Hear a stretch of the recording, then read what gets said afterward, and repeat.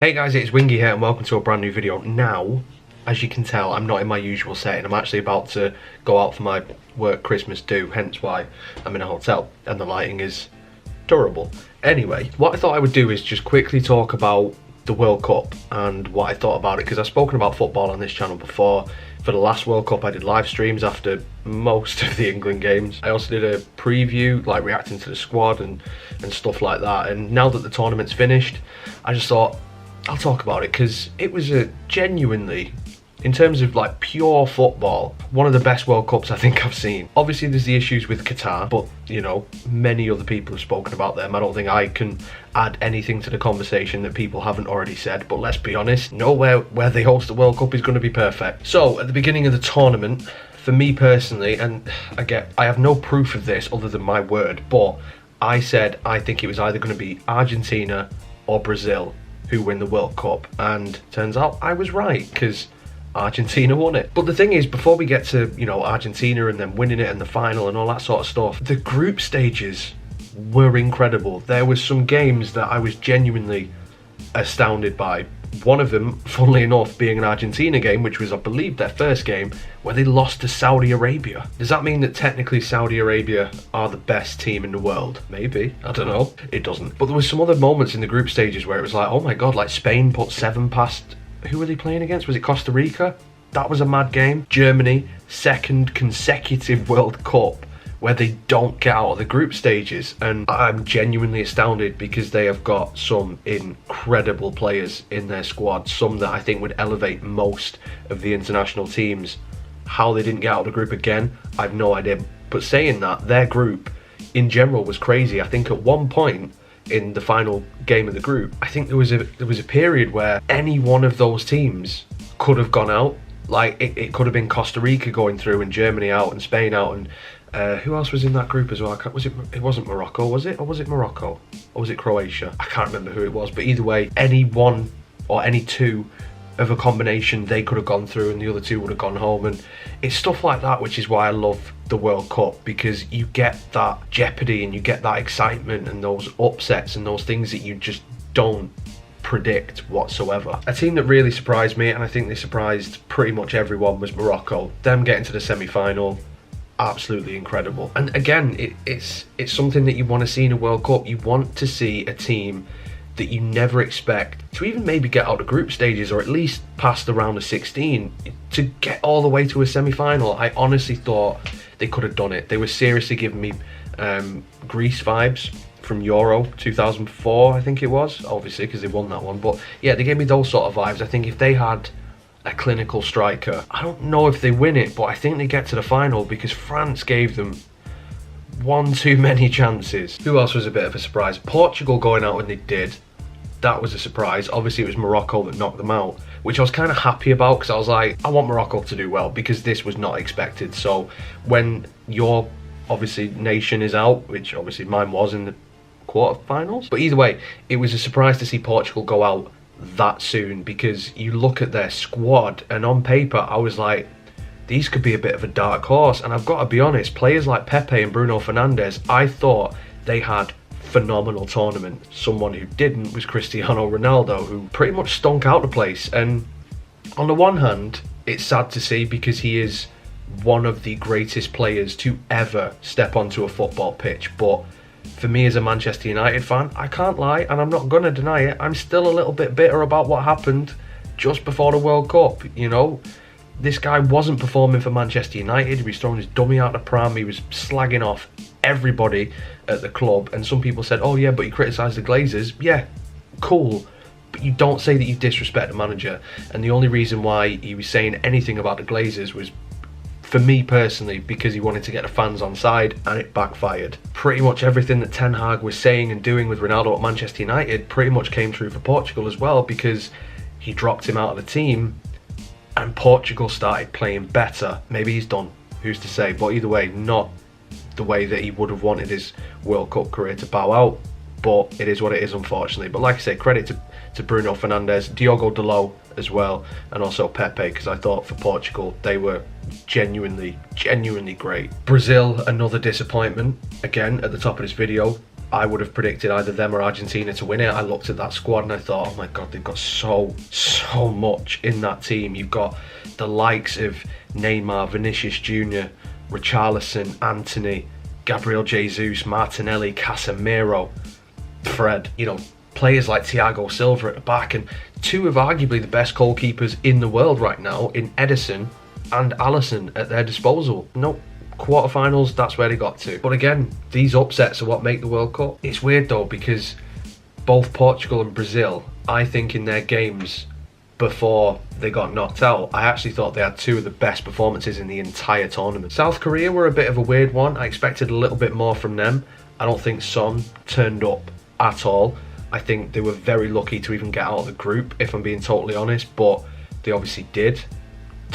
Didn't last much longer, but it is what it is. However, speaking of Asian teams who did really well, Japan, another surprise package for me. I thoroughly enjoyed watching the Japanese play, and I thought they were very unlucky at the end not to, you know, get past Croatia. I thought they put in, especially in extra time in that game, such a dogged performance, and they really, I was going to say they clung on, but they didn't. They just didn't give Croatia anything. But when it comes to knockout football and penalties and extra time, it is literally a luck of the draw, and unfortunately luck was not on their side. I've got to talk about England, haven't I? I have to talk about England, for fuck's sake. I had no expectations for England going into this tournament. I don't know if anybody knows, but I can't fucking stand Gareth Southgate.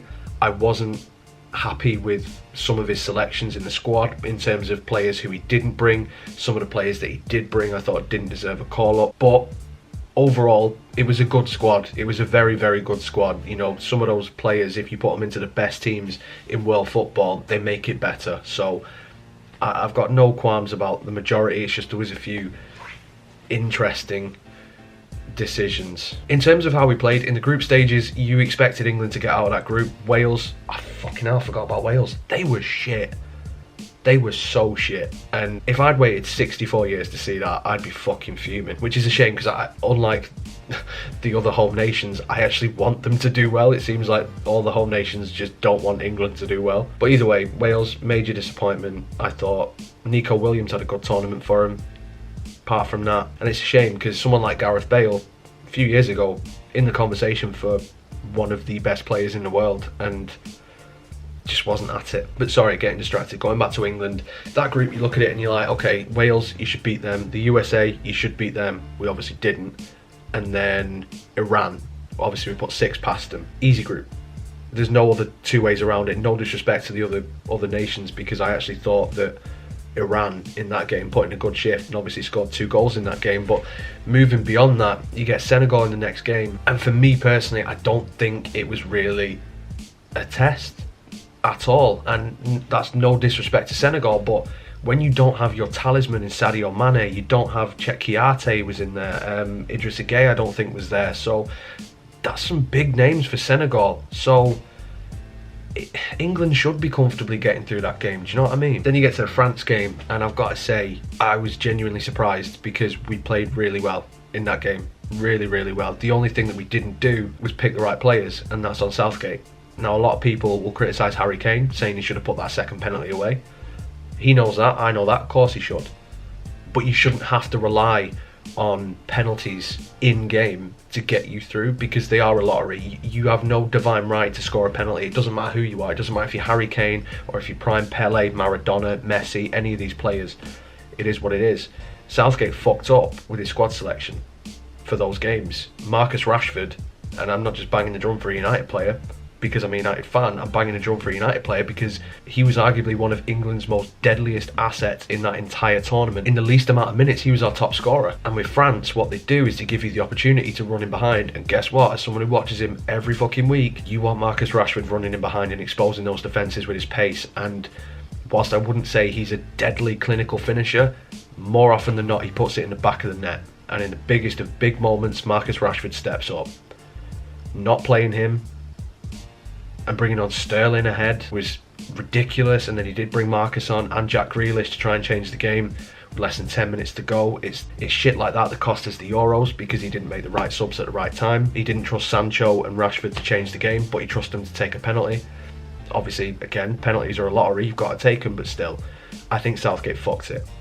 I think he absolutely fucked it, and the fact that he's going to stay on, wrong decision. And I know people will say stuff like, well, look at where we were before. Okay, that's fine. He has improved us and he has taken us, you know, forward, but he isn't the guy to get you over the line, I don't think. And with this crop of players, again, it's a lottery. Brazil, such a stacked squad, they go out in the quarterfinals. Portugal the same. But ultimately, you want someone who can give you a chance, and I don't think Southgate is going to give us a chance to win anything ever. We had the perfect chance in the Euros and he fucked it.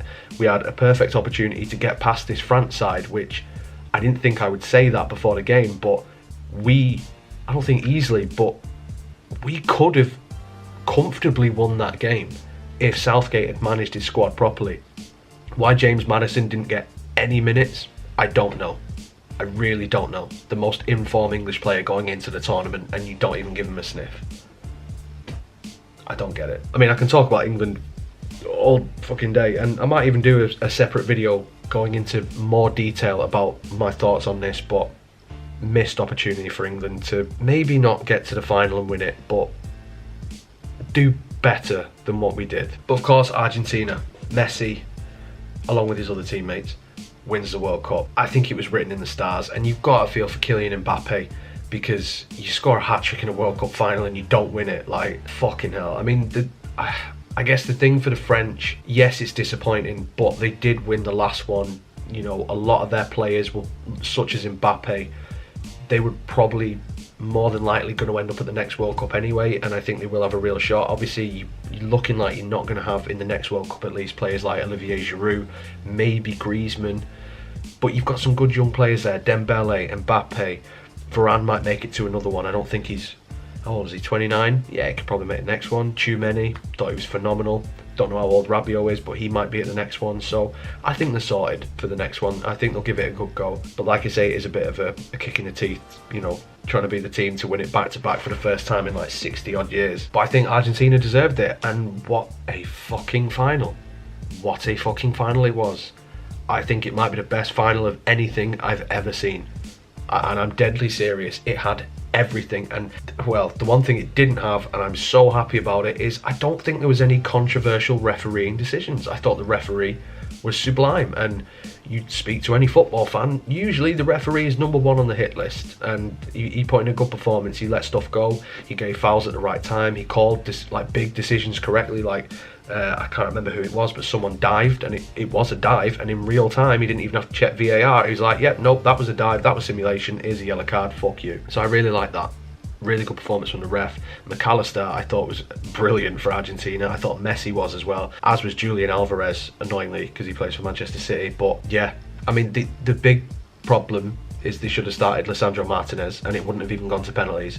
But then again, you kind of want a World Cup final to go on as long as possible, especially one as good as that. I mean, for 80 minutes, it was Argentina's, comfortably Argentina's, and then the last 10 minutes, France woke up, and from there, the next 40 minutes of football, and then the penalties, like, astounding. So yeah, congratulations Argentina, well done for winning the World Cup. Not that you give a fuck what I think, or pretty much anybody else, but either way. In the comments below though guys, let me know what you thought of the World Cup. Did you love it? Did you hate it? What was the biggest surprise for you? What was your favourite game? Who was your player of the tournament? For me, I think if you stayed in it longer, it probably would have been Bruno, but it's probably either Messi or Mbappe, let's be honest. If you enjoyed this video, then make sure you leave a like on it, subscribe for more. Social media and Patreon links will be in the description, as always. So if you would follow me on any of those things, I'd absolutely love you forever. But until next time guys, you take care of yourselves. Goodbye.